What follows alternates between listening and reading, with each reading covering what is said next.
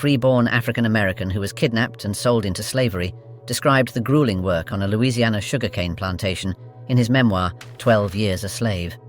The hands are required to be in the cotton field as soon as it is light in the morning, and with the exception of 10 or 15 minutes, which is given them at noon to swallow their allowance of cold bacon, they are not permitted to be a moment idle until it is too dark to see, and when the moon is full, they oftentimes labour till the middle of the night.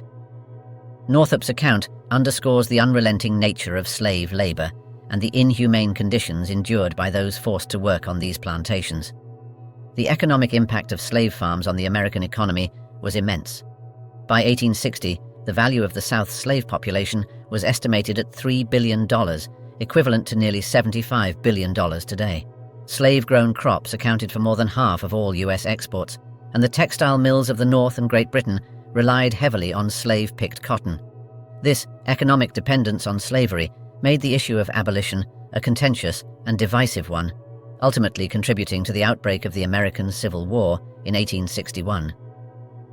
In an 1854 speech, the abolitionist Wendell Phillips declared, "The North has nothing to do with slavery, so they say, but slavery has something to do with the North.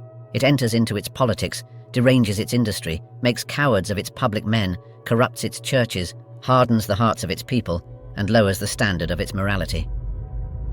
Shadows of the Plantation, the harrowing reality of enslaved life in America.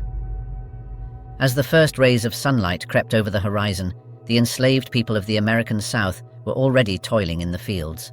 From the tobacco plantations of Virginia to the cotton fields of Mississippi, the daily life of an enslaved person was characterized by back-breaking labor, unimaginable suffering, and the constant threat of violence.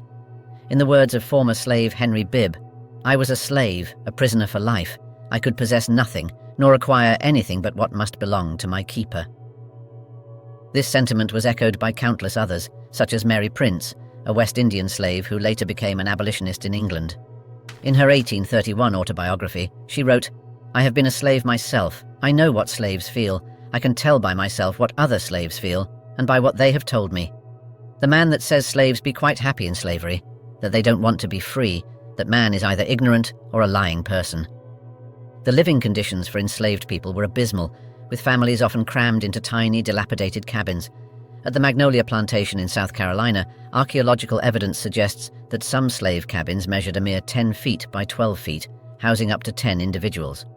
Privacy was non-existent, and the meager furnishings typically consisted of nothing more than rough wooden bunks and a few cooking implements. Frederick